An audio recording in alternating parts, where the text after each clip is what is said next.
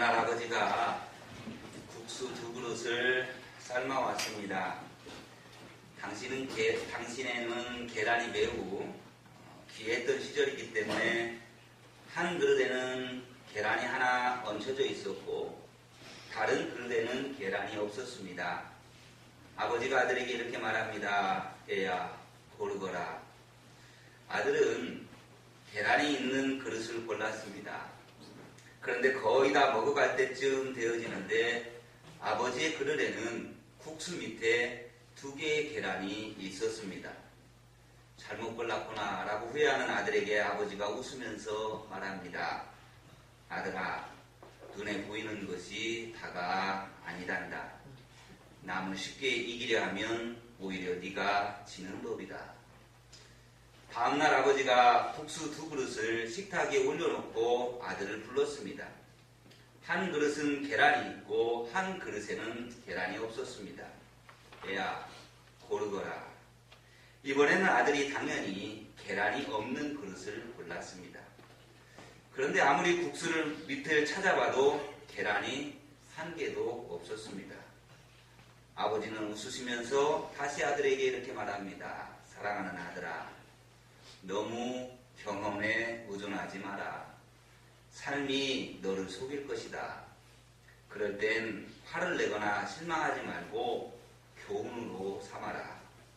또 다음날 아버지는 국수 2그릇 중 하나를 고르라고 아들에게 말합니다. 이번에 아들은 아버지에게 이렇게 말합니다. 아버지는 우리 집의 가장으로서 가족을 위해서 온전히 희생해 오셨으니까 아버지께서 계란이 있는 국수를 드시는 게 당연합니다. 저는 없는 국수를 먹겠습니다. 아들은 자신의 국수에는 계란이 없을 것이라고 생각을 했습니다. 아들이 국수를 고른 그 국수를 먹는데 그 국수 밑에는 계란이 2개나 들어 있었습니다. 그때 아버지가 이 아들에게 웃으면서 말합니다. 사랑하는 내 아들아, 남에게 베풀어라. 그러면 그보다 더 좋은 일이 너에게 되돌아온다는 것을 잊지 말거라. 눈에 보이는 것이 다가 아닙니다. 경험이 진실은 아닙니다. 자신의 경험에 의존하는 사람은 자신에게 속고 말 뿐일 것입니다. 어느덧 2018년도 마지막 주일이 되었습니다. 정말 세월이 빠르다라는 것을 느낍니다. 물론 우리 청소년들은 동의하지 못할 수도 있겠지만 나이를 먹는 분들은 전보다 세월이 하루하루 더 빠르게 흐르고 있다는 것을 느낄 겁니다. 좋든 싫든 힘들든 가벼웠든 간에 한 해가 저물어가고 이제 우리는 뭔가 정리하며 새롭게 다가오는 세월을 대비해야 할 때입니다. 그때 오늘 우리에게 주어진 말씀이 신명기의 말씀입니다. 신명기는 이스라엘 백성들이 광야 40년 생활을 마치고 이제 약속의 땅 가나안으로 들어가려고 할 때에 하나님의 종 모세가 지난 40년을 회고하면서 거듭 주님의 말씀을 선주한 내용이 신명기입니다. 광야 40년, 이들에게 제일 큰 문제는 양식 문제였습니다. 광야에서 무슨 농사를 지었겠습니까? 그러니 40년 동안 이들에게 늘 따라붙는 어려움이 바로 먹고 사는 문제였어요. 양식의 문제였습니다.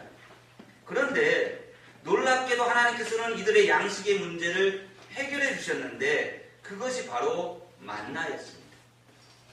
만나는 새벽 동틀 무렵에 들에 나가면 하얗게 덮여 있었는데 백성들은 그것을 거두다가 하루 양식으로 삼았습니다. 밤새 하나님께서는 하늘의 문을 여시고 눈을 내리듯 만나를 이들이 사는 주변에 뿌려주시고 백성들은 아침에 나가 걷어서 양식을 삼았습니다. 이 만나를 거둠에는 몇 가지 하나님의 명령이 이른바 옵션이 붙어 있었습니다.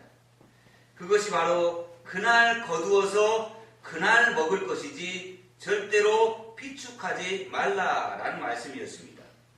그래서 누구든지 매일 아침마다 나가서 거둬와야만 했습니다. 쌓아놓고 먹을 수 없었다라는 거죠. 누구에게든지 노동의 신성함을 가르치기 위해서인지 하나님께서는 반드시 그날 먹을 것을 그날 거둬들이지 결코 쌓아두지 말라라고 하셨습니다. 그리고 안식일에는 일하지 말라고 하였기 때문에 들에 나가지 못했고 그 대신에 안식일 전날에는 반드시 이틀분의 만나를 거둬들이라고 했습니다. 이 만나는 이들이 신광야에 들어설 때부터 주어지기 시작을 하더니 40년이 지난 후 그들이 길갈에 이르러서 드디어 가나안 땅의 열매를 먹게 되어지는 그 순간 만나는 더 이상 내리지 않았습니다. 그러기에 만나는 오직 광야에서만 먹었던 양식이었습니다. 이 만나라고 하는 이름이 어디에서 생긴 것일까? 이 묘하게도 이 만나라고 하는 말의 뉘앙스가 우리말에 그거 있잖아요. 만나. 그 음식에 넣어 먹는 그 만나. 그것처럼 똑같은 뉘앙스의 음이 나옵니다. 그러다 보니까 이 만나는 맛을 내는 음식이라고 하는 그러한 선입견을 가질 수가 있는데 만나라는 이름에는 전혀 그런 뜻을 가지고 있지 않습니다. 만나라고 하는 이름의 뜻은 이것이 무엇이냐라는 겁니다. 이게 뭐야? 라는 거예요. 생전 처음 본 건데 태어나서 처음 보는 것이 땅에 깔려 있는 겁니다. 그러니 사람들이 만날 때마다 뭐라고 하냐면 이게 뭐야? 이게 뭐야? 이게 뭐지? 생전 처음 본 건데 이게 뭐지? 이게 만나라는 거예요. 만나. 내가 처음 경험해 본 거. 전혀 본 적이 없었던 것을 보면서 이것이 무엇이냐라는 것이 만나입니다. 그러면 하나님께서 왜 그들에게 만나를 먹이셨을까? 먹이신 이유가 과연 뭘까라는 겁니다. 오늘 성경은 그 이유에 대해서 분명하게 말씀합니다. 오늘 본문 3절 말씀입니다. 우리 같이 한번 화면을 보시면서 읽어봅시다. 시작. 너를 낮추시며 너를 줄이게 하시며 또 너도 알지 못하며 내 조상들도 알지 못하던 만나를 내게 먹이신 것은 사람이 떡으로만 사는 것이 아니요 여호와의 입에서 나오는 모든 말씀으로 사는 줄을 네가 알게 하려 하심이니라. 아멘. 무슨 말씀입니까? 여기에는 아주 다른 두 가지의 삶의 스타일이 있습니다. 세상 사람들의 스타일과 하나님의 백성들의 스타일입니다. 먼저 세상 사람들은 힘주어 말합니다. 사람은 떡으로 사는 것이다 라고 힘주어 외치고 말합니다. 그러나 하나님의 백성들은 그렇게 말하지 않습니다. 사람은 하나님의 입에서 나오는 말씀으로 사는 것이다 라고 외치며 살아갑니다. 여러분, 이 차이를 여러분은 분명히 아십니까? 이 차이를 분명히 느끼십니까? 만약 이 차이를 모른다면 아직도 여전히 세상 사람들처럼 떡으로 삶을 살아간다라고 생각한다면 하나님께서는 부득이 여러분을 하나님의 온전한 자녀로 삼기 위해서 만나로 훈련하실 것입니다.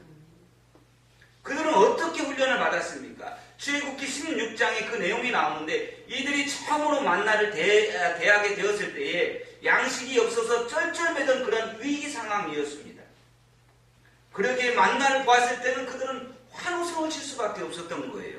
우리가 그렇게 쩔쩔매던 양식의 문제가 해결되었다라는 거죠. 아침에 나가기만 하면 지천에 널려있는 것이 만나였고 그냥 걷어오기만 하면 되었습니다.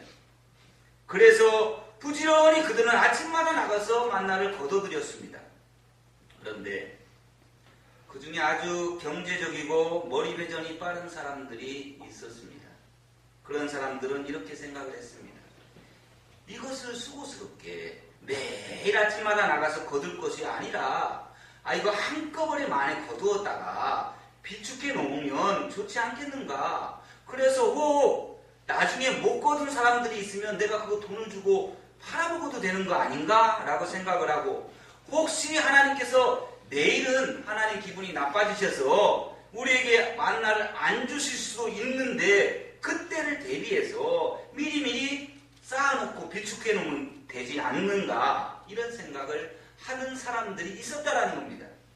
그래서 그들은 남 모르게 더욱 열심히 그리고 더 많이 걷어들여서 쌓아놓았습니다. 그리고 이젠 혹시 하나님께서 만나를 안 주셔도 나는 내 힘으로 내 지혜로움으로 살 수 있다라고 생각을 했습니다. 그 결과 그는 하루가 지나자 자기 집안에서 썩는 냄새가 진동하는 것을 느끼기 시작했습니다. 이상하게도 하루가 지나자 그 싱싱하던 만나가 썩기 시작했습니다. 그리고는 급기야 벌레가 생기며 아주 괴로운 것이 되고 말았습니다. 쌓아두기만 하면 잘 될 것이라고, 잘 살 것이라고 믿어 의심치 않아서 부지런히 남모르게 비축해 두었는데 그것이 썩어 독이 되어 자기 가정과 자기 자신을 위협하는 지경에 빠지게 되었던 것입니다. 이유가 무엇일까요? 그것은 하나님의 말씀에 대한 불순종 때문입니다. 하나님은 분명히 만나를 주시면서 약속하셨고 명령하셨거든요. 한 가지만 지키라는 거죠. 그것이 쌓아두지 말아라. 오늘 먹을 것은 오늘 거두라. 라는 말씀을 하셨거든요. 그 말씀에 순종한 사람들이 아니라 불순종했다라는 겁니다. 그 만나를 주신 하나님이 오직 일용할 양식만을 거둬들이라고 하심에도 불구하고 그들은 그것을 어기고 스스로 지혜로운 것 같이 말씀보다는 창고의 양식을 의지하고 통장의 잔고를 더 의지했던 사람들이었다라는 겁니다. 오늘 우리 사회는 쌓아놓기만 하면 행복한 줄 알고 쌓아놓기 경쟁을 벌이는 듯 살아갑니다. 그러면 행복할까요? 아닙니다. 행복의 척도는 쌓아둠에 있지 않습니다. 언젠가 신문에 난 통계를 본 적이 있습니다. 세계에서 가장 행복 지수가 높은 나라는 하늘 높이 쌓아두고 살아가는 부유한 서구 세계가 아니라 가장 가난한 방글라데시였다라고 신문에 나온 것을 본 적이 있습니다. 어느 민족, 어느 나라, 어느 공동체를 막론하고 정신적 지도자들은 한결같이 하는 말이 있습니다. 물질이 풍요롭다고 행복한 것이 아닙니다. 도리어 부족함이 행복이요 무소유가 행복이다 라고 가르칩니다. 어느 지도자나 똑같은 말을 합니다. 그렇습니다. 행복은 쌓아둠에 있지 않습니다. 우리 성도들에게 있어서 행복은 하나님과의 관계 속에 있습니다. 우리같이 늘 부족한 가운데 삶을 살아가는 사람들은 한번 한없이 돈을 쌓아놓고 펑펑 쓰면 행복할 것 같지만 절대로 그렇지 않습니다. 거기에는 행복이 없습니다. 제가 20여 년 전에 처음으로 속초로 부목사 시절을 보낼 때에 거기 가면 아바이 마을이라고 하는 그런 피난촌이 있습니다. 한경도 지역에서 6.25 때 피난 오신 분들이 거기 머물러 살아가요. 거기는 굉장히 가난한 사람들이 삶을 살아가는 곳입니다. 그리고 속초에 산동네가 또 있습니다. 정말 가난한 사람들의 생활은 어렵고 어렵습니다. 그런 곳에 신방 가보면 그곳에 그 좁은 단칸방에 여러 식구가 함께 삶을 살아갑니다. 도무지 같이 잘 수도 없을 것 같지 그렇게 좁은 방인데 여러 식구가 같은 그 방 한 방에서 삶을 살아가요. 늘 쌀이 떨어져서 끼니 걱정하는 사람들이 수두룩했습니다. 학교 안 간 아이들을 만나면 언제나 대답은 학교에 낼 돈이 없어서 등록금을 못 내서 못 갔다라는 말입니다. 그래서 그곳에서 처음 목회를 배우면서 늘 그 성도들을 향하여 기도했던 것은 하나님 저 가정에 쌀이 떨어지지 않게 해주세요. 하나님 저들에게 양식을 주시옵소서. 하나님 저 아이들이 등록금을 내고 학교를 갈 수 있도록 하나님 그들에게도 물질을 주옵소서. 하나님 병원비가 없어서 아파도 병원을 못 가는데 저들이 마음대로 병원에 가서 치료받을 수 있도록 하나님 병원비를 주옵소서. 이런 기도였습니다. 그러면서 한 번은 엉뚱한 생각이 들었어요. 가난한 이들은 이렇게 돈이 없어서 하나님께 기도하지만 돈 많은 사람들은 대체 무엇을 기도할까라는 생각이었어요. 그들은 기도할 거리가 없을 텐데 라는 생각이 들기도 했습니다. 이 생각을 주님께서 풀어주시는지 그 다음 목회지가 당시에 우리나라 최고 구촌 중에 하나였던 동부이촌동의 한강교회로 저를 부임하게 만들었습니다. 당시에 돈 있는 사람들이 모여 사는 아파트촌입니다. 그곳에는 일반 주택은 한 곳도 없습니다. 모두 다 아파트에서 살아가고요. 정말 돈 많은 사람들이 살아가는 지역이었습니다. 그 돈 많은 지역에 가서 신방을 해보니까 기도할 거리가 없어 보이던 사람들에게도 기도거리가 있었고 그 내용은 돈의 문제가 아니었어요. 제가 그들의 기도의 제목, 기도에 신방하면서 들은 이야기들을 보면서 얼마나 마음이 아팠는지 모릅니다. 그들의 기도의 제목은 뭔지 압니까? 주여, 남편이 딴 살림 차렸습니다. 주님, 아내가 집을 나갔습니다. 주님, 아들이 마약 복용으로 감옥에 들어갔습니다. 주님, 아들놈이 유산을 달라고 칼 들고 쫓아옵니다. 차라리 돈 없이 화목한 것이 훨씬 행복해 보였습니다. 아무리 수억을 쌓아놓아도 하나님과의 관계에 떳떳하지 못한 것이 있고 불순종하는 것이 있다면 그는 먹어도 먹는 것이 아니고 잠을 자도 자는 것이 아니고 쉬어도 쉬는 삶이 아닙니다. 돈이 없어서 늘 불안을 느끼며 삶을 살아가는 게 아닙니다. 하나님의 말씀에 대한 믿음이 부족하고 불순종하기 때문에 그들은 늘 불안한 삶을 살아갈 수밖에 없는 겁니다. 만나 자체가 문제가 있어서 불안한 것이 결코 아닙니다. 만나는 그 자체로 좋은 것입니다. 그러나 하나님의 말씀에 불순종하며 말씀을 신뢰하지 않고 만나를 탐닉했기에 그것은 썩어 독이 되어지고 만 것입니다. 이스라엘 백성들은 광야에서 만나를 통하여 이것을 배우기 시작을 했습니다. 하나님의 말씀에 순종하며 사는 것이 올바른 삶이요. 먹을 수 있다라는 것을 그 하나님의 말씀에 순종하며 살아가는 것이 올바른 삶이고 먹을 수 있다라는 것을 그들은 만나를 통해서 배웠습니다. 먹을 것이 눈앞에 지천에 널려 있다고 언제나 내 것이 아니라 하나님의 말씀에 순종할 때 자기 것이 됨을 배웠습니다. 전에는 애굽에서 세상 사람들에게 배운 세상 가치관에 따라 오로지 떡이 중요하다고 돈이 중요하다고 그것만이 내 손에 있다면 다라고 여기며 그것을 얻기 위하여 부지런히 달려갔었는데 이제 하나님의 백성이 되어서 그것이 전부가 아니라 하나님의 말씀에 순종하며 살아가는 것이 하나님의 말씀을 신뢰하는 것이 성도들의 살아갈 길임을 만나를 통해서 배우기 시작했습니다. 궁핍한 삶을 살아가고 계신가요? 어찌된 일인지 잘 일이 풀리지 않는가요? 무언가 늘 부족한 생활을 하고 있는가요? 유난히 오래 힘들고 어려웠다라고 말씀들 하시는가요? 먼저 가만히 생각해 보십시오. 여러분의 생활에 만나가 분명 있을 것입니다. 부족한 것 같이 살았으나 늘 없다 하면서 살았지만 가만 생각해 보면 굶지는 않았을 것입니다. 옷이 헤어지지는 않았을 것입니다. 오늘 본문 4절 말씀입니다. 함께 읽어봅시다. 이 40년 동안에 내 의복이 헤어지지 아니하였고 내 발이 부르뜨지 아니하였느니라. 그것이 만나입니다. 그러나 우리가 잘 알아야 할 것은 그들이 만나를 먹었다고 풍족한 삶을 살았을 것이다 생각하면 안 됩니다. 그들이 만나를 먹기는 먹었으나 풍족한 삶을 살아가는 것은 아닙니다. 광야에서 이스라엘의 생활은 풍족한 생활이 아니었습니다. 만나를 먹었다고 해서 행복하게 살았다라고 생각하는 이들이 많은데 그것도 아닙니다. 결코 만나는 풍족한 양식이 아니었습니다. 그것은 하나님께서 우리에게 주신 비상식량이다라는 겁니다. 하나님께서 영원히 이스라엘 백성들을 만나로 먹이실 생각이 전혀 없으셨어요. 궁극적으로 하나님께서는 그들에게 주실 양식은 젖과 꿀이 흐르는 가나안 땅에 들어가서 그 땅에서 소산을 먹고 살아가게 하시는 것이 그것이 하나님의 궁극적인 목적이었지 만나를 먹고 살아가라고 말씀하신 거 아닙니다. 요즘 만나를 먹고 산다고 생각되시는 분들 이것을 잊지 말아야 합니다. 만나를 주시면 분명한 하나님의 뜻이 있습니다. 그것은 하나님께서 당신을 훈련시키고 있다는 사실입니다. 그리고 그 훈련이 다 끝났을 때에는 마침내 축복의 땅 가나안에서 산의 진미를 먹고 살아가게 만드실 겁니다. 왜냐하면 이런 풍성한 축복을 주어도 그것을 세상 욕망대로 쓸 것이기 때문에 그래서 하나님께서는 광야에서 풍성한 축복을 주지 않은 겁니다.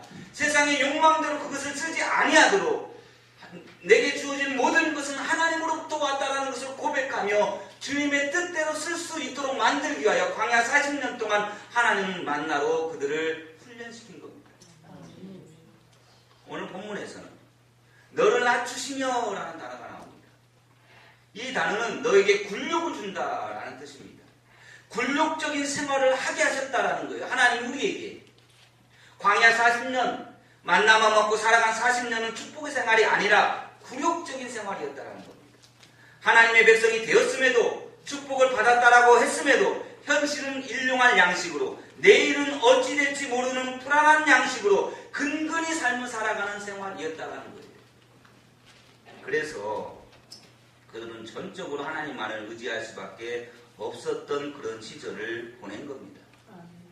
내일은 어찌 될지 모르기 때문에 오로지 하나님만을 의지할 수밖에 없었고 하나님이 만나를 주시지 않으면 우리는 내일 또 굶을 수밖에 없다라고 하는 그 사실을 알고 그들은 하나님 앞에 매어 달릴 수밖에 없었던 것입니다. 오로지 무릎을 꿇고 아무것도 없어서 불안한 양식뿐이어서 기도할 수밖에 없었고 주님을 의지할 수밖에 없었는데 그것이 마침내 자신의 신앙을 키우는 길이 되어진 것입니다. 깊으신 주님의 뜻을 깨닫는 길이었고 여호와 이레 주님께서 무궁무진하게 쌓아놓으신 가나안의 복을 얻을 수 있는 길이었습니다.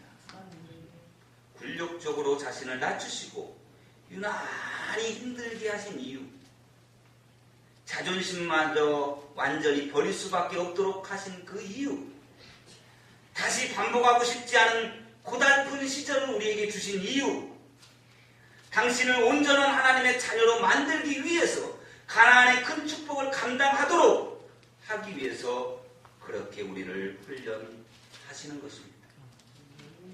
그러므로 이제는 무슨 일이 있어도 하나님의 말씀에 순종하십시오. 아멘.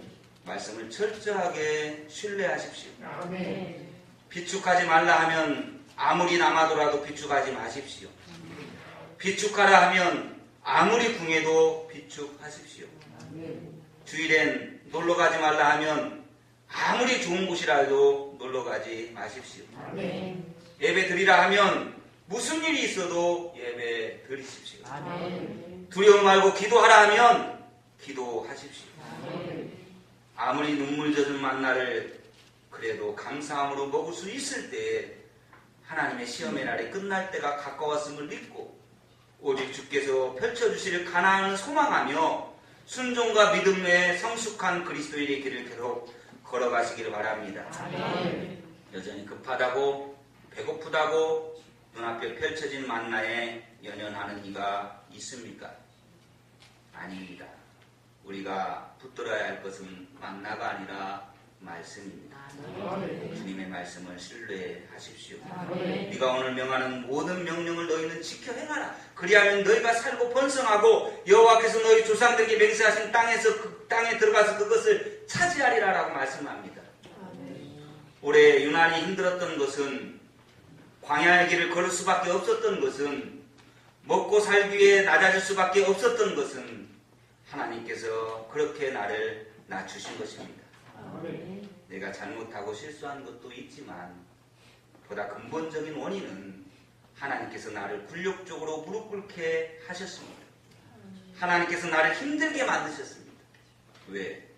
내 삶을 골탕 먹이려고. 성경은 분명히 이렇게 설명합니다. 오늘 본문 신명기 8장 2절과 3절 말씀입니다. 다 같이 읽습니다. 내 하나님 여호와께서 이 40년 동안에 내게 광야길을 걷게 하신 것을 기억하라. 이는 너를 낮추시며 너를 시험하사 네 마음이 어떠한지 그 명령을 지키는지 지키지 않는지 알려 하심이라.